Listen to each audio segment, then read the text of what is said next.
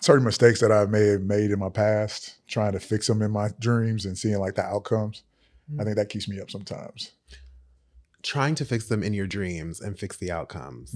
How can you do that when it's You bad? can't, Okay. but in your dreams, you think you can change it and things will get better. And then what I realize is when I wake up and I have these nightmares or dreams, it's kind of just like, okay, what can I do in the present to fix whatever I felt in the past? Or have I done that already? If I've done it already, just check in and be like, okay, that was a nightmare. That was something in your past creeping in. That's not who you are presently. It's not who you actually were then. It was just maybe circumstances. Hey, love bugs, and welcome to another episode of the Rosé Thorns Podcast. I am your host, Dr. P. Ryan, and I am here today with a seasoned technology and management leader whose career has been defined by guiding organizations through complex transformations while keeping people at the center of every solution.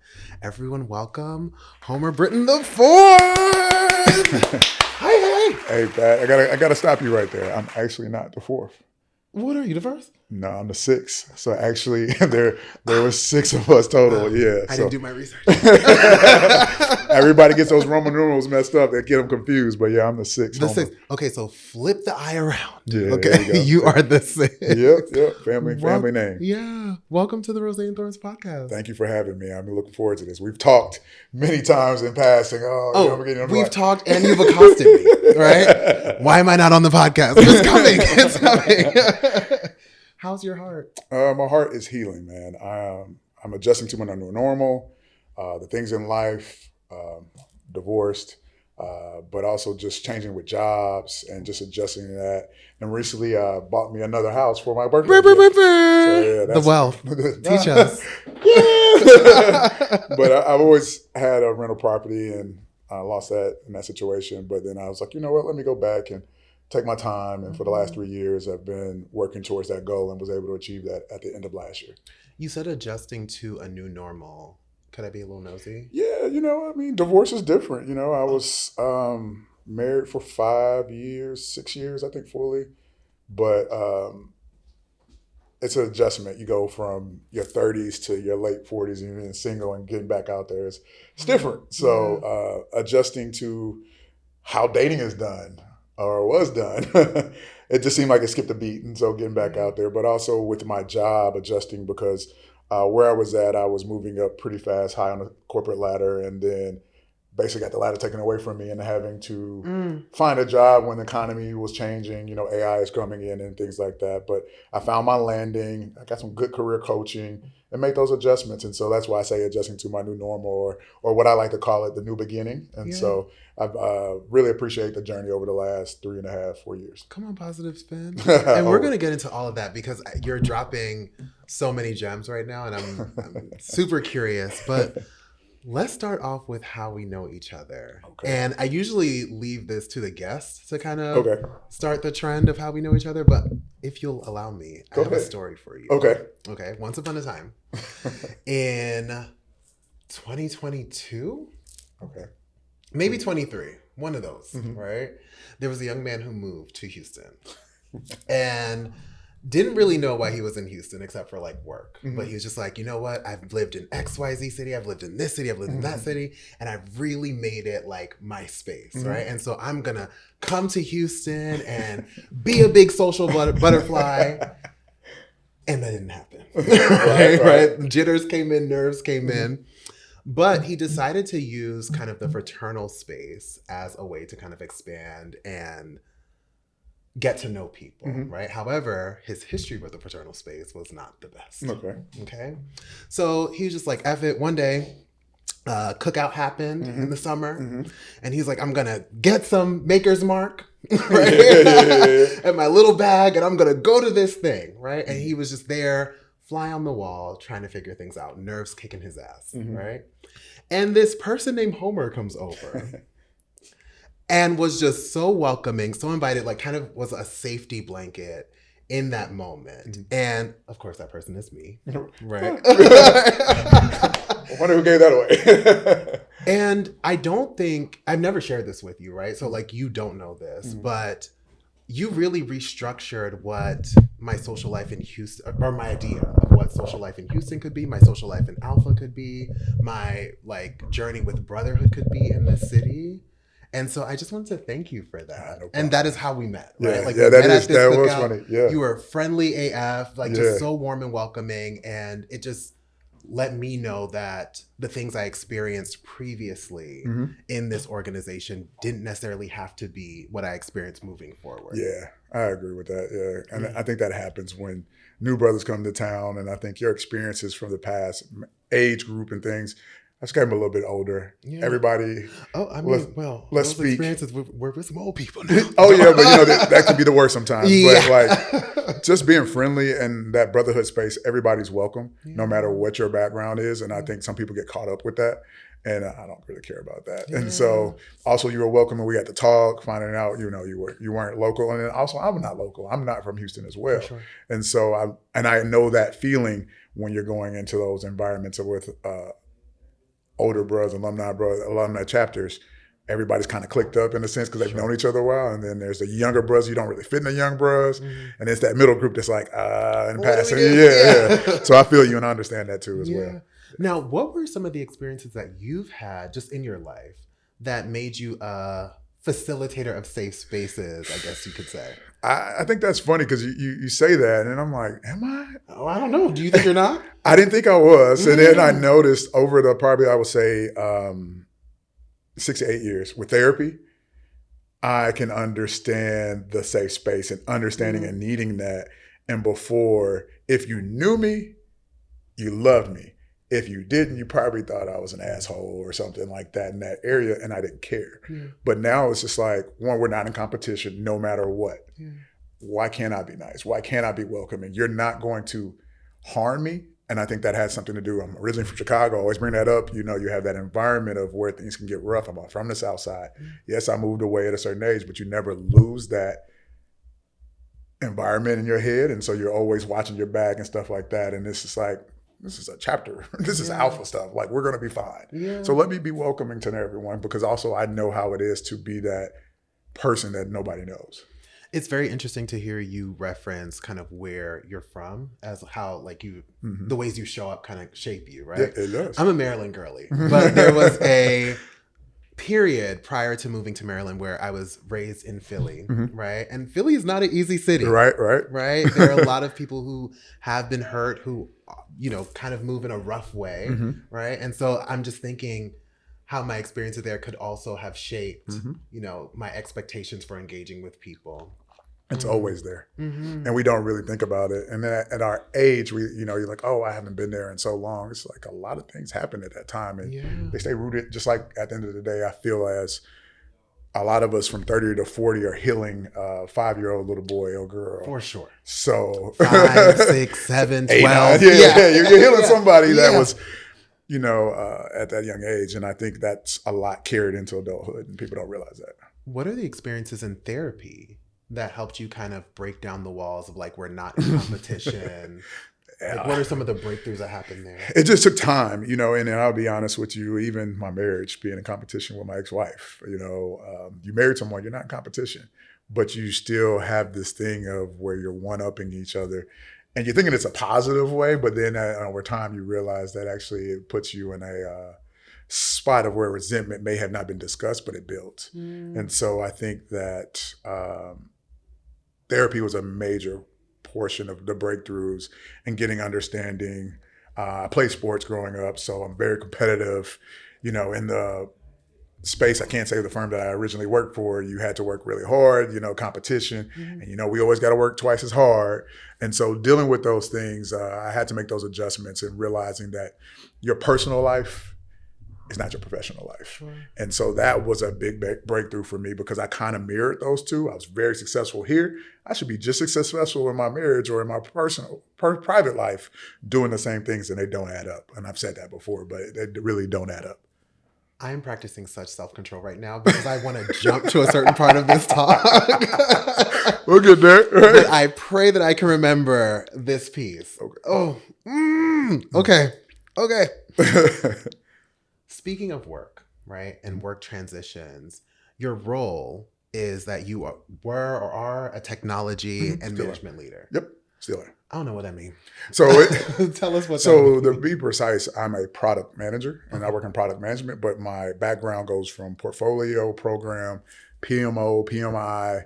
Most of the people get that PMP certification, but I did all that. Then also I did some internal consulting where I got to work on working with like CIOs and doing internal consulting. Because at the end of the day, everybody goes out and thinks their customers are Nike and State Farm and all these different outward facing companies, but actually you have your practitioners inside your firm that need technology to do the things that they're trying to do with these other companies. And that's where I come in and trying to connect the business strategy with the technology strategy to make sure we work together. Gotcha. And so that's what I was doing. And I'm actually partially still doing that with product management, but now it's focused on a product instead of a overlapping landscape. Yeah.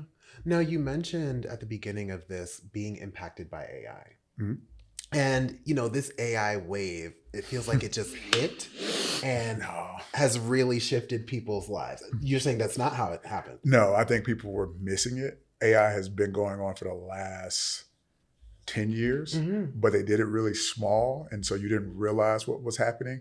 And then in the last, I would say 3 years, it sped up really fast because we're making advancements. And so now it's in front of you instead of being behind. It was behind the scenes for a while, and they've been working on it and improving it to make it work for the everyday person. Now it's working for the everyday person. So everybody's like, oh my God, it's coming, it's coming. It's been coming for actually probably 20 years. But I can know from myself working on projects in my former company in Nashville 10 years ago was doing AI in call centers. And the call bot. And those bots, when you pop up on a text message or you're on a website, that's AI. Yeah. And you think you're talking to someone and you're text, that's actually AI. That's been going on for a while. So it's been here for a while and it's created a lot of advancements, right? So there are clearly a lot of benefits for it. But as you had mentioned, there are some drawbacks, right? Like it's impacted. No. It's a balance. Okay. Tell us about the balance. I think it's a balance because it depends on where you're at. Okay. I do see that because right now you have in tech companies, they're laying off record number of people probably the last 2-3 years for AI advancement. And that's a downside. Some jobs are going to get cut. I think now if you can look at, I think Waymo, the driving Autobus, that's going to take some jobs away. But I think there's an opportunity to learn AI, to use it for yourself. Like I use it daily in my job. I used to take probably 2-3 hours to do a document. It takes me 30 minutes, but I'm actually going back in that document, reviewing it, adding words that I say, so it comes from me, and making sure. I think there's an opportunity for all people to learn. I think one of the things that happens with technology right now is that, and actually it's always happened with technology, people get left behind because they choose not to learn it. I mean, remember growing up, us typing. Are they even typing now? Or we can go back to cursive. Kids don't even learn cursive. Yeah. Technology advanced. So now you're typing more and doing things and research. It's so funny to think about having to go look in a library to do your research. And now you can just click on a link or say, hey, I'm looking for this, send me topics. For sure. But I do think there's an opportunity. I do think that the bad side is there's going to be some job loss here and there, and it's going to seem like a lot, like it does right now. But there's an opportunity for those people to improve learning with so much free classes on YouTube and so many opportunities to advance yourself. But you have to want to do it, and I think that's the thing. Are you comfortable enough to be uncomfortable? Yeah, and not just want to do it, but like regulate the fear around doing it, right? So I think with AI, there's acknowledgement that there are a lot of advancement that come with this, but there's so much fear mongering around it. Yeah. And I think some of the things that we get fed is like, it's replacing a lot of jobs, like people are, which I'm sure is happening, yes, right? It is. But as I'm hearing you say, there are opportunities for collaboration. Yeah, there is. With this tool. Yeah, there is. And I think that the fear mongering happens because people are going to lose their jobs, but there's opportunities to pivot. And you have to, which in life, we're all going to have to pivot, but are you going to pivot and complain or, stay where you're at, or are you going to pivot and advance? Because there's a lot of jobs right now that are empty because people aren't learning the tools and whatnot. And it's not easy. Don't get me wrong. Sure. I think that would be kind of me being elitist, thinking everybody can just jump in and do things. But I do think there's opportunity to learn it. Yeah. And I think that's the benefit for people if they want to try that. Speaking of the pivot, which I'm really loving, in addition to maybe learning things on YouTube, are there other resources that people can kind of go after to kind of build that skill? I mean, there's free Google courses. You really, again, use internet, and you can use Copilot. I think that's one, or ChatGPT, and just, hey, I'm interested in ... Can you send me resources? That's one way for you can learn. And I think it's a good opportunity to see how it works. I understand some of the fear. I understand some of the environmental things that are going on, which are interesting. But my whole point is like, hey, do you recycle? Yeah. And a lot of people are like, oh, no, because I struggle with recycling. And then, people are complaining about the water. And I get it. There are real problems and real issues going on. And we need to figure them out. But also, while we're figuring these things out, make sure you're learning some of these tools, because they can help you with your job, your business, or even give you the opportunity to start running your own business. And what I hear you saying too, with the resources that you mentioned, is kind of like using the tool to learn the tool and to figure out how to learn the tool more, right? So it's like collaboration from step one, exposure from step one. Yeah, because there's so many tools at this point now that, like, coding is going to no code. And I'm not going to sit here and act like I know how to use every AI tool. But there's sometimes when you're free time, get bored and just give it a shot. Because at the end of the day, what can you mess up? So. Speaking of pivoting, you're a person who I notice has their hands in different pots. So yeah, you're kind of experiencing this new normal in relationship. You're experiencing this new normal in professional life. But there are also bits of you that I've gotten to know, like as time has gone on, which is that you are a party boy. Ish. Yeah, party facilitator of party spaces, safe party spaces. Yeah. Right? I agree. It's funny. My friends would be like, "Oh, you outside?" I'm like, "I'm not." You stay outside. Like the grandma in me is like, "Oh Lord, again." But I'm not. It's like once or twice a month you catch me outside, and then even then, when you catch me outside, there's a time limit. My friends will joke and laugh, and actually it happened this weekend. It was an event going on, and it was from 3 to 7. They were like, "Homer, those are your hours." And I was like, "You're right. I'll be there." Because when 8, 9 o'clock come, I'm ready to go home. So. And what we're getting at, for the listeners who don't know, is that over the past year, right? And it could have been longer, but for as long as I've known, over the past year, you, especially in the summer, would host these party events or these spaces to kind of get people out in the streets and to do the thing. Can you tell us more about that event curation movement that you started in the city? It's the collective. It's a buddy of mine, fraternity brother of ours. We actually used to throw New Year's parties in Houston. We did it good 3 years strong, and an incident happened where I was like, "Yeah, you know what? I think I'm going to take a retire from this." Okay. And I'll ask you about it after. After that, yeah, for sure. And with my new normal, I was like, you know what? I'm going to get back to being social again and enjoying myself. But I'm not going to overdo it. So it's we have this happy hour. We basically sneaker happy hour, because we're both sneakerheads. We enjoy sneakers. And we do it bi-monthly. And we just pick different restaurants or places in Houston and give it a shot for people to come out, enjoy, bring your friends, bring each other. And it's a sad thing. I'm working on it. We don't have an Instagram page. It's nowhere you can go, but getting that so more people can know about it. But it's really just a good reason to get my friends together, because everybody has kids, this is life in general. But if on the last Friday of every other month, this is an event, it gives you opportunity to get together and get a babysitter and get out the house. What have been some of the challenges and kind of benefits of this collective, this movement that you've created? I think people think we're doing it for money. And I'm going to be honest with everyone, I'm not making money off of it. We'll get food and maybe a tab, like at the swimming pool party. We paid for probably like the first 2.5 hours of drinks. Luckily, black people don't show up to pool parties on time, so we made it through. But I think the challenge is people think we're going for money. I do want to get to the point where it's actually raising money for different organizations. And actually, I used to be a board member of a charter school, so it's another way to give back to our community. I'm trying to build that up to that point. But finding venues that will bring enough bartenders, because respectfully, when my friends come out and drink, they're going to drink.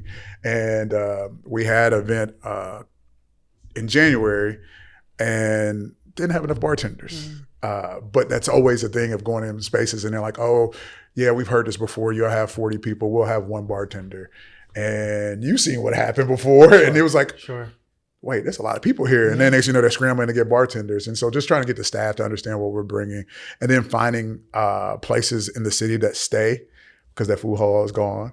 It is. Yeah, like literally the month or two after. Grand opening, grand closing. Right. Very Houston. Yeah, very Houston. right? Mm-hmm. But those challenges is finding places that we can go and people feel safe. And as you know, in Houston, parking is trash. Yeah. So getting places where parking is available and things like that, and finding places that will actually cater to us. Yeah. What have been some of the benefits, the beauties of this?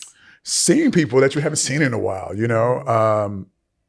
Again, January, I respectfully can't remember everybody I saw for my birthday, but seeing people I haven't seen in a while and just having that connection with your friends, because again, life happens. And we get really caught up in what we're doing in our life. And so I think the benefit is seeing people I haven't seen for a while. Like one of my best friends actually lives here in Houston, and she travels for the holidays all the time back to Alabama. Kara, shout out to Kara. And so getting to see her, I get excited, and seeing people that, again, I haven't seen in a while, because everybody can't make them, but that's the whole thing, is getting everybody together and smiling and having a good time. And it's not a funeral. It's nothing bad happening, because I think that's usually when Black people come together. But having these moments, I really enjoy that. And it makes me smile. Actually, when I start thinking about it again, I was talking to a buddy today. I was like, well, such and such at the party? He was like, yeah. And I was like, oh, man, I had a good birthday. Because I don't remember her, but yeah. I love that. Caught that, don't remember, but that's fine. Hey, it was my birthday time. Any other happy hours after that, I'm really calm. But my birthday, I enjoy myself. I already labeled you as a person who facilitates safe space. Mm-hmm. But when I think about you in the context of the collective, mm-hmm. I see you as a facilitator of Black joy. And I have a little quote here from this article that comes from the Journal of Equity and Education in Society. And it says this: "We seek Black joy to remember our humanness and maintain connections. Our joy is maintained and sustained through songs of survival, creative outlets, and mind, body, and soul practices." Mm-hmm. And there is so much going on in the world. And so having kind of this space with you and the collective, again, just highlights for me a preservation and a maintenance of mm-hmm. Black joy. Mm-hmm. But as you have mentioned, we all got a lot going on, mm-hmm. including you. Mm-hmm. And so I can imagine that it might be super hard or difficult at times mm-hmm. to sew into these spaces when we got our mm-hmm. own shit in the background. Mm-hmm. What keeps you facilitating these spaces? What keeps you invested in this movement when you have stuff in the background going on? I think remembering like being in those dark places before mm-hmm. and wanting to be around my friends, but wasn't vulnerable enough to do that at a certain point. And now I'm at a point in my life where I can be vulnerable and I feel comfortable in that. And so when people come out, you don't know if they're having a rough day, but a couple drinks later, they're telling you, and you're there to be there with them. And in that space, it is a safe space. Like, it's not a competition. Again, like I said earlier, it's our friend group. Yeah. And more people were welcome. Like when you came, I was like, bring your friends, come on. And I did. And it's nothing like that. So in these spaces, when we do this, it's just a good reason to get out the house, because I work from home. I do go in the office more now, but it was a point in time where for 6-7 years, I worked remote. And that's why you say a party boy. I'm actually like in between. I used to be very, very social. Sure. Then I went back to like, I don't want to go out. Then I got married and I was like, I'm going back in. Yeah. And then I came back outside, you know? And so just finding those spaces and being comfortable with the people. I just remember that you never know what someone's going through. And so giving them a safe space, giving them a reason to get out the house just every other month, you could be helping someone you don't know. Yeah. Because we all have our darknesses. I really resonate with that. This idea of kind of using your experience and what you needed as a fuel or a motivator to kind of give people a space and hopefully meet some of their needs. Whole reason why we're here. Yep. So there have been times where, I have just pondered different themes. I have pondered different topics. I had my perspective, but I wanted to hear from other people because, there's even a scripture, they overcame by the word of their testimony. Yep. The more testimonies we can get, the more we can normalize what we're going through and maybe have deeper breakthroughs. I agree. Totally. I think that's one of the big things that I know we're going to get into that, but being able to go through my divorce was allowing me to speak more. I was speaking to my brothers and friends and having those conversations, and they was like, oh man, I never thought about that.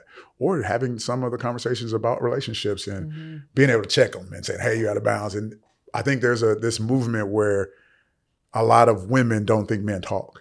We talk a lot more than you think, and we're actually on each other a lot more than you think. It's just not on social media. It's not on a lot of podcasts and these things, but it's happening more than you think. And a lot of people are taking that accountability and they're taking it serious. And so that goes to the joy, having these things together, but just in our neighborhood of male friends, it's happening way more than people think. Yeah. Now, I will say, men are talking down to the podcast now. Okay. And that may be a part of the problem. Yeah, some, and some are accurate, Yeah. but that's another thing too that I learned through therapy and stuff. Your delivery matters so much. Sure. You can be blunt, and you still delivery could be way off, and nobody cares that you were telling how you feel. It's about delivery, and I think some of these podcasts probably could work on their delivery better. I'm not naming any, but everybody has their own opinion and what they're trying to sell. For sure. But I wish and hope that we stop this men versus woman, black man, black man gets a black man. I just wish we would just stop and look. We need each other. Yeah. At the end of the day, no matter what your background or what you like, you need someone. Especially today. Especially today. Yeah. Yeah. Yeah. Well, you know what? Let's not hold the people up. Let's get into the real stuff. The juicy, the meat, Yes. right? Nah, it's life. In this season of the Rosé Thorns podcast, each season carries a certain theme. Mm-hmm. And this season's theme was initially men are unwell. Patrick. For various reasons, the theme was men are okay. I'm unwell. glad that's not the theme. Right. But I decided to be less of a man hater. Okay. And I wanted to change the theme a little bit and just say men are healing. We're looking at this idea that there are certain things men are doing that work really well when it comes to interpersonal relationships, whether it be family relationships, friendships, romantic relationships, sexual relationships. But then there are also some areas of growth. Mm-hmm. As I had mentioned before, the men are down to the podcast talking, but oftentimes they're not talking about the areas of growth, right? They just have their hot takes and the conversation ends there. Yeah. And so I wanted to provide a space for folks to talk about the highs and lows of their relationship experiences. But before we get into that, right, I just love teasing people. Okay. We know that you're a mental health advocate. You've talked about therapy in our time together already. We also know that you recently celebrated a birthday. You already mentioned January. How old did we turn? 39. 39! Last year in my 30s, man. 39! That's crazy. Seems like yesterday. I was a young lad. Still are. Right, in someone's eye. Right. How would you describe your mental health journey, your healing journey over these 39 years? So I'm going to give kudos to Jason Wilson. He's an author. You've probably seen him on Instagram, but I call it it's from his book, but I'm adding to it. It's the journey to becoming the man the moment demands. One of the big things is I realized you can't be half a man. A lot of things we've been taught, as long as I could provide financially and physically, I should be okay. There's a large space in the emotional awareness, and I have no problem saying I did not have the highest emotional awareness in my young 30s, but through therapy and breakthroughs and my ex-wife working through things, I realized that, these were some areas that I needed to focus on. And if I want to have a long-lasting relationship, this is where I'm going to be able to lead from. Not leading from the materialistic things, but leading from my heart and what I have inside. And so my mental health journey, I would say, again, 8.5 years have been discovering that and becoming comfortable. I think most men think being vulnerable is a weakness. It's actually a strength. Sure. Learning how to communicate properly. And that's been a journey. And just not being afraid to speak on your fears to your partner or even tell them your plans fully and knowing that accountability is going to come one way or another. And that's where I've been. And that's where I've, find my niche now. I'm doing mentorship and having conversations with other brothers and just realizing that, divorce isn't a failure. It took me a while to get there. Yeah. Sometimes it's a blessing. In disguise. Amen. Yeah. And that's no shade, but it's realizing where we were. Because again, trying to heal a little boy and a little girl together sometimes doesn't work. For sure. And so just traveling through that and being okay with that, at the end of the day, my marriage failed. that was a hard statement. Even saying it now is a hard statement to accept, but it's the truth, and it's okay. And I can move forward with that. Yeah. So, and a lot of people don't want to do that. So it's tough. Not trying to therapize you, but again, just like recognizing that a relationship ending is sometimes not a failure. Just because words mean things, just want to throw that out. Yeah, words matter. Also, I'm a little stuck at what you said earlier. Like this idea that you can't be half a man. And then what you said to follow up with that is you moved out of just this protector provider trope and decided to hold space for emotions and vulnerability. Well, I had to learn. I had to learn. Yeah. Whereas so many folks, you know, on their healing journey, or maybe not on their healing journey, see the protector and provider as the end all be all. No. And there I'm 100%. No, I would say, and this is, I think, interesting dynamic that we have gone into with women killing the game and the careers. Yeah. No problem. Black women are killing it. They don't need men for money anymore. So what else can you offer? And is it that safe space? Is it when they have a long day, do you listen? Or as I know we all do you try the solution first? Maybe work through. And I know, and I still to this day, sometimes solution first. Yeah. And then, you know, you're ignoring what got there. And so you have to have those conversations. And I can have those conversations like, okay, why were you feeling this way? Then I get to the solution. Or if I do it vice versa and be like, hey, I want to acknowledge that you were upset or annoyed. So I don't want you to think I didn't hear that. And I was just trying to get right to how we can solve this problem. But also I want to acknowledge your feelings because they matter. And I probably, honestly, 8 years ago, couldn't do that. Yeah. I had to learn. I didn't understand that. You're really jacking me up a little bit. I just want to say. Because you acknowledging that, you know, when you have kind of your own, right, socioeconomically, what else can you offer? When I tell you that is a conversation that I have with so many of my homegirls and so many of like just my femme-aligned friends or same gender loving friends, what have you. What else can you offer, right? And you talked about kind of this communication dynamic where a partner may share a problem and the first thing you get to is, okay, solutions. In my own therapy journey, right? Yes, your favorite clinician also has therapists and also has therapy. Hey, nothing wrong with that at all. One of the concepts that I've unpacked and have been unpacking and am continuing to unpack is this idea of kindness, right? Kindness towards self and kindness toward others. And one of the things me and my therapist sat in was that kindness doesn't fix. It works to understand. And again, so many folks, and this is a conversation between men, right? So many of us place our manhood in being able to be the fixer, have the solutions. That's what society has Yeah. charged us to do for so long. And in a way, what we're rooting our identity in is a lack of kindness. Mm-hmm. That's normal. But it's not when you take the depths. When you look at your grandfather, your father's, things like that, you never saw that. The empathy and understanding and the softness, they do display it, but you're probably not around or you're not seeing it enough. But I think this generation of millennials are shifting and, women are calling out, hey, I got my own bag. What else can you do? I cook and clean too, but what are you doing on the emotional side? And I had to learn that. Like, I felt like my ex-wife had a list of things, and I'll just say 10. I was doing 8 of them really, really well. And let's say it took me time to get those 8. These other 2, I was like, you'll be okay with 80%. But those 2 were actually the emotional areas, and that was the most important. And having to learn how to make those adjustments. And sometimes you make those adjustments and it's too late. Okay, that's not on you per se. You had to grow and learn, but it's something you have to accept. For sure. Which is also why a lesson learned then is not necessarily a failure. Yeah, exactly. We're going to dig deeper. It's okay, man. That's what the podcast is for. So I don't want them thinking you're a man hater. So I mean, maybe I am. And a man lover. Now, you mentioned turning 39. I am approaching a milestone birthday this year. Okay. Right? I'm turning 35. Hey, guys.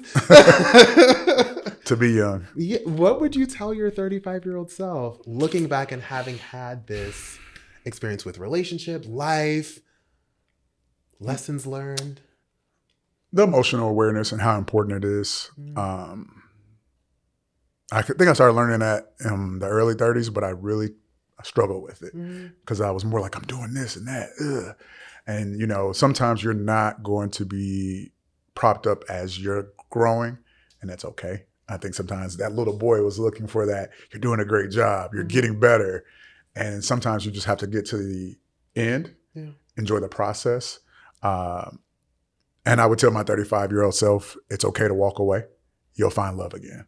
That would be a big thing, is that you will find love again. There's so much research out there.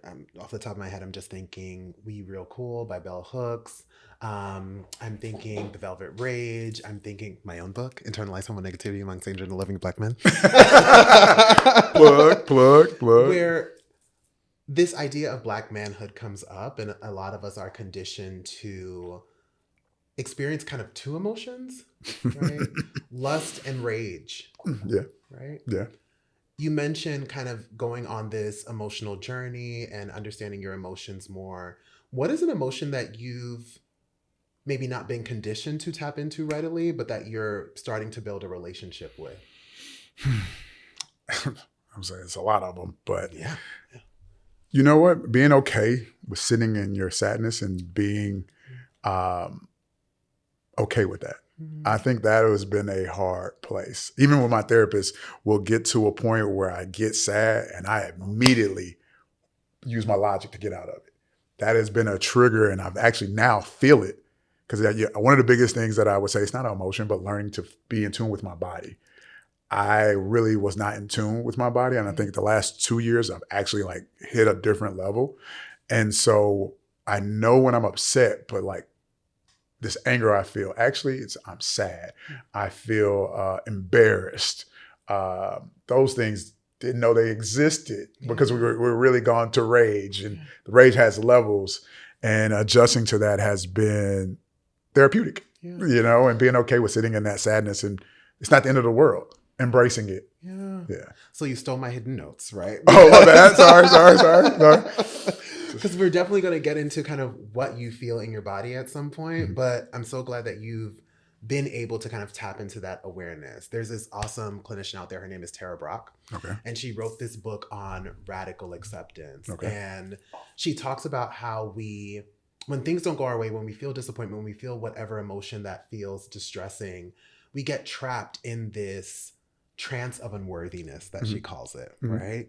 And one of the ways to kind of navigate the trance a little bit better is to be a little more attuned to your body. That's tough. It has been tough. Shout out to my therapist, Stephanie. Shout out, Stephanie. Y'all doing the work. I put her to work. So she's really, really good, and she'll catch me and like, you're just trying to get out of it. And I'm like, and what's wrong with that? And then she'll, we battle a little bit, but it's getting better because I'm realizing that, again, it goes back to some of the things you grow up around, not at home, just the environment. You're always worried about being attacked. And so you feel like you got to get away from it instead of just sit with it and be okay. And I've learned to be okay with that, and actually being able to, it's being vulnerable again. For sure. And Stephanie provides that safe space. And I'm appreciative of that. And it's taken me a while. Even my former therapist, Henry Pittman, I thank him as well. I always thank my therapist when I get on these. But it took a while, man. I was a slow learner on the emotional awareness train. And I mean, we all have journeys, right? When it comes to emotions, different emotions. Like an emotion that I'm working on building a relationship with, or I'm continuously building a relationship with, is disgust. Oh, really? Right. We'll have to talk about that more. Okay, discuss. Okay, wow. And it's an emotion that I think all emotions are tools. And I think it's an emotion that can be used as a tool to help you get out of people-pleasing spaces or behaviors, help you get out of things that don't feel good. Yeah. And so shout out disgust. You're that girl. Okay. That was the one I did not expect that. Yeah. Now, I think we're finally getting to the place that we've been inching toward throughout this talk. This divorce, this new normal. Yeah. You've mentioned many things that your marriage has taught you, right? But earlier in this conversation, you talked about this idea of being in competition with your partner. And when I tell you I wanted to stop the whole interview and just sit right there. Yeah. What do you mean by that? What was that dynamic like? Let's start there. I don't even think it was a dynamic that was right in front of you. You know, you have the layers. We were both popular people in the social life area and things like that. Outside. Yeah. And I withdrew from that. But I just think it was a spot where that pedestal, where you put a person on a pedestal, you kind of leave yourself open to some heartbreak. And instead of reaching out and saying, hey, I feel this way, it was like, damn, you're doing this again. You're not going to go anywhere that way. Am I hearing you say you idealized your partner? Yeah, I think at the end of the day, I did. Okay. I put him on a pedestal. Even to the point where now when I work through therapy, it's just like, okay, that was wrong. It actually probably was a benefit where I became needy emotionally to her. And that's some weight that she had to carry. She's got to worry about her own emotions and then got to worry about mine and balancing those. And so I think that through therapy and adjusting and looking back, I was able to fix it. But it was really hard to, while trying to fix my marriage, trying to focus on both. I couldn't do that. And so I pivoted to focusing on just trying to fix something that was unfixable because you can't fix a marriage by yourself. What are the things or the factors that you think put you in a position to idealize your partner? Here we go. Not loving myself. I can be honest, I didn't understand outside of, and when I went through my divorce, backtrack, I lost my job as well. And so I had to find my whole identity all over again. And so, and I realized that I didn't truly love Homer inside. And going through that allowed me, didn't realize it, to put her on the pedestal that she was on. Not saying a woman doesn't deserve to be on a pedestal, but it's somewhere where it's not like, you're so much better than me. And so when things go wrong and you tell me I'm wrong, we're going to argue about it, but also I'm going to take your word that I messed up when it actually was a balance of us. But a lot of things happen that way. And so really just getting to that point of where I didn't love myself and didn't understand it truly. Yeah, I loved my job. I loved being a husband, but did I love being with myself by myself? And didn't even understand that at that time. And realizing actually I really did, but I lost myself through this process of being married. And that's not anybody's fault but my own. Would you say that your partner, because of this idealization, kind of served as like a ego boost for you? No, but yes. I mean, my ex-wife was attractive, so that helps. But, I don't think it was that type of ego boost because I always felt like, why wouldn't I have a fine woman as my wife? Okay. But that wasn't the drive there. But I maybe back of a mind somewhere, like I would make sure she's pretty, but I think that's everybody. But it was an eye-opening experience. I enjoyed some of the time, so I'm not going to act like it was all bad and things like that. But the ending was not what I would have predicted. So the reason I ask is because there's this, again, conversation that I have with peers and friends where sometimes we hold that it feels like men don't want partners, but they want kind of like placeholders for a certain role. That went right in my head. Yes, because we have been set up with this plan of how our life is supposed to go. Insert beautiful woman. That's really it. But what we find out through experimenting in the relationships, that's not all it's going to do because can a beautiful woman hold you in the middle of the night? Or is she going to be out? Or is she going to be like, oh, I'd rather do this? There's a lot of things that we don't think about, or I didn't. I'll speak for myself. I didn't think about the emotional side and what I needed emotionally because I wasn't in touch with that side. I didn't think that the emotional neediness that I had actually mattered. Happy wife, happy life. That's not really how it goes, but that is what you hear so much. But I do think that a lot of men, including myself at a certain time, you would think that I got here, I got this job, I'm doing this. We get along, we connect here, beautiful, insert. My plans still continue, but I did not think to ask, we have the conversation of what are your plans, but are we truly listening? Are we trying to mesh our plans together? Are we trying to make sure that, are we close to your family, my family? Those things usually come in later in life if you're still together, but are we talking about those in the front and connecting? And I'm not gonna say that's everybody's experience but I see that being the majority of where couples disconnect because we just think of insert beautiful woman. Yeah. And in that insert, right? Like in that placeholder, you don't recognize that you're dealing with a human. Yeah. I mean, right. Like Yes. we miss out on the person's humanity and the fact that they're also coming with needs and emotions, right? And thoughts and things that they're experiencing. Because you see, I was about to say no, and I was like, yeah, no, because you break it down, and it's like, yeah. Because right? you don't. I think you can't think about what you don't connect with. So if I'm not connected to my emotional side and my emotional and your own humanity, and my own humanity, because that's something, Stephanie, we talked about, is I had this superhero complex, and I know I'm not invincible, but you still have this. I'm a man. I'm this, that. I got muscles, bruh. I can provide, protect. There's so much more in this world, and they're not saying they're not men that doing it, but that seems to be a complaint from women right now, and I think it's changing, but it's going to take some time, and it's a part of growth that people don't like to talk about. And it's a layered issue because I think, emotions are a part of it, but there's also this conditioning of masculinity that's a part of it.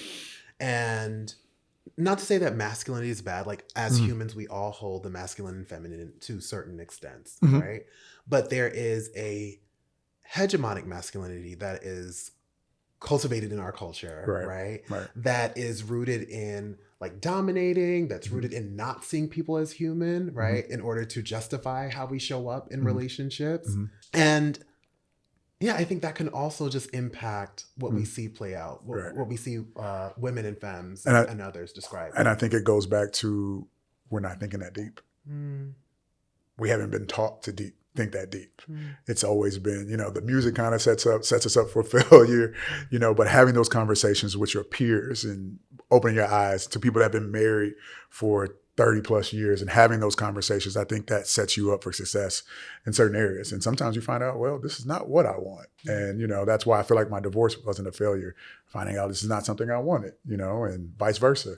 I wish her the best and going forward with her life as well, but I can't worry about that anymore. Sure. And I think that's, a lot of times men, we're so focused on this, we're not thinking outwards. And I think that's where that dynamic happens with women. They want to be cared for, they want to be heard, and they should be.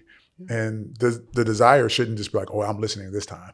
It's every time, because everybody's opinion in a relationship matters. And it took me time to realize that as well. So like one of the things we'll get to the dating and stuff, but like if I make plans, why are you asking so many questions? But they've got to understand what's going on. And let's get there. Let's get there. Yeah.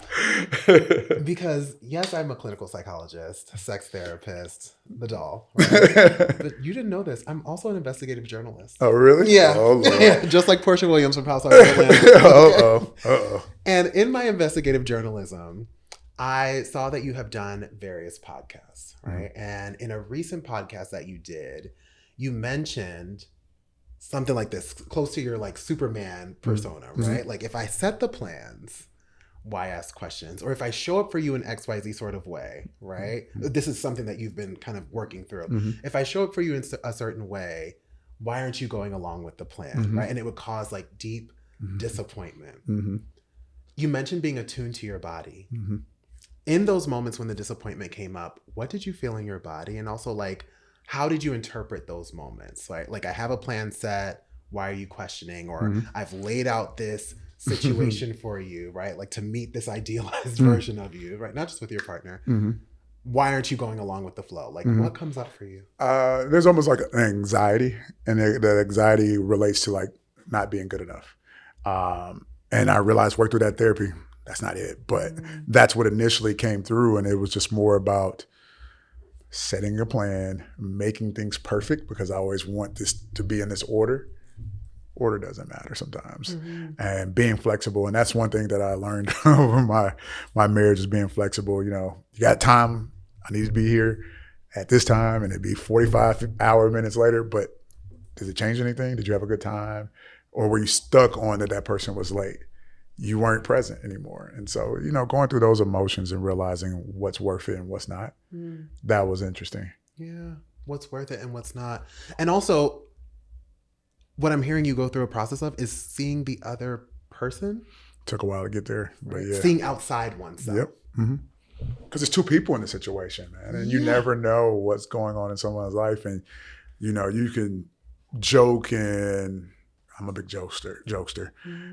But you can joke about things, but really, are you seeing that person? And that's been one of the biggest things that I think I've learned, an ability with the connecting with my emotions. And I can now see women, and not bashing, but I can realize there's some gaps in your journey in mental healthness and stuff like that. And it's interesting how they collide in dating and stuff now. And so I think it's just being human. Yeah. And what was coming up for me as you're talking about all of this is that as we begin to see folks, it kind of reduces the likelihood of idealizing them and allows us to hold space for not only compassion, right, but like more generous interpretations of their behavior, their reactions, understanding that there may be, right, some gap or some unwellness in this space. And it's okay too. Right. And it allows you to figure out what to do with all that.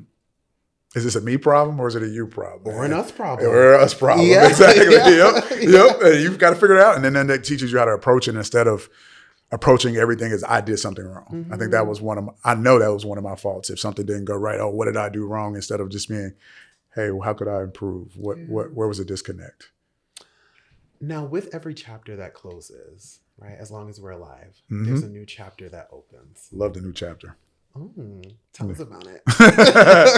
Well, it depends on what you're asking, though. So, what do you love about the new chapter? Myself. I'm actually not in love with myself, but I love who I am.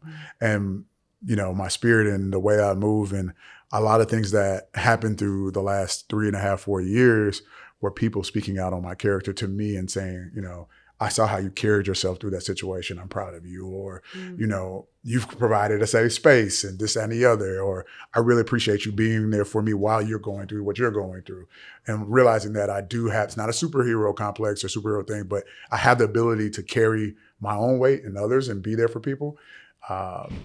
And being known for that instead of just like, oh, it's what I can provide. I actually can provide that emotional space and safety. That's important. A good man. A good man. Yeah, I'm getting there. I'm still learning. Yeah. Now, you mentioned that the dating landscape, though, it's tough. It's tough. What have been some challenges that you've experienced in this new chapter? I think I don't want to women bash, but we have this dynamic where men need help. Men are unwell. Yeah. There's a lot of women that are unwell. People are unwell. Yeah. And that's what I was about to get to. And that's what I was about to get to. It was like, it's actually just people in general. And so when I joke with my therapist and I told her on time after multiple dates and stuff, I was like, you know what? I probably shouldn't have done this type of therapy, because now things that you would look past, you're paying a lot of attention to. And you find yourself being like, you know what? This isn't for me.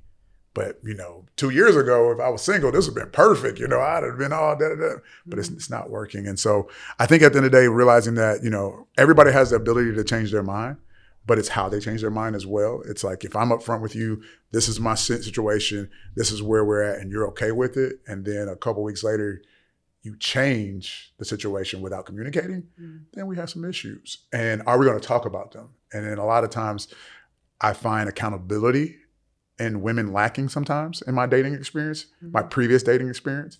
But I don't really worry about dating anymore. So I'm happy with what I found. So I'm out the game, coach. So I'm learning and developing a relationship with someone that I think is very special. And I'm happy because I'm not half a man anymore. I'm that full man that I believe that I can be. And Wonderful. So just really, it took a while to get there, but I still have work on myself too. And I would always tell anybody that's been divorced, don't rush it. It'll come. Be careful when you're having fun, but rest your heart and rest your mind, because it is something that is going to shock you in certain scenarios, but also surprise you in a good way. And you never know who you're going to come across. So that's beautiful. Now, to wrap things up, I do have to ask you this question. You mentioned the type of partner you were. You've mentioned who you were, when you were younger, how you might have shown up in the dating space, how you're, I guess, not showing up now because you don't need that in this space. What is the type of partner you are trying to be, you're actively working to be? Just genuinely someone that they can come to and know that it's not always going to be a solution. Because I know I'm a man, it's always going to be a solution. That's going to be the back end, but just someone that they feel safe around. And it's not just from a physical standpoint. I got the muscles for that, but who cares? Do you feel safe when you go to bed? Are you, when you get that promotion or job interview, someone you want to talk to? Is it me? Providing the mental capacity for space to have in that area. I think that's really important. I learned that. And I think that's the journey and the key. One of the keys to a healthy marriage or a healthy relationship is providing that space for each other. But for myself, as your question, is just like doing that for me. Who can I run to? You can run to Homer. Right? Well, not anymore. Right. You're going to get me in trouble. Thank you so much for this conversation. I enjoyed it. It touched me. No, I appreciate it. I really appreciate the opportunity. But I thought I was going to get to ask you a question. Oh, hold on. Wait. I was building up to it. Okay. You cut me off. I thought he was like, we're done. I'm like, no, we're kind of done. Okay, right? Okay. So as you have led us up my bad.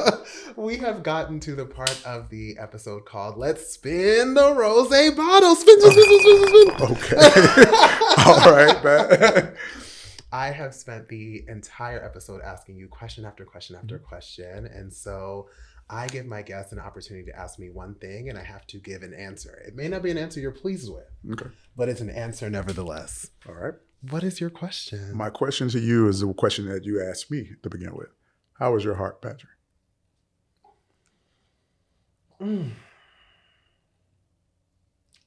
Grounded. Yeah. I'm taking things a moment at a time. That's good. Right. Not to give the people too much, but I just came off a season of fasting and prayer. Okay. I'm a big church mother. Okay. Right? Nothing wrong with that. So I feel incredibly grounded. I feel eager. My heart is eager for some things to happen. But I think the main thing is grounded. Okay. That was easy. No, I'm me, so I'm getting more than one question. I was going to ask, what is the big personal goal you have for yourself in this year? Not work, personal.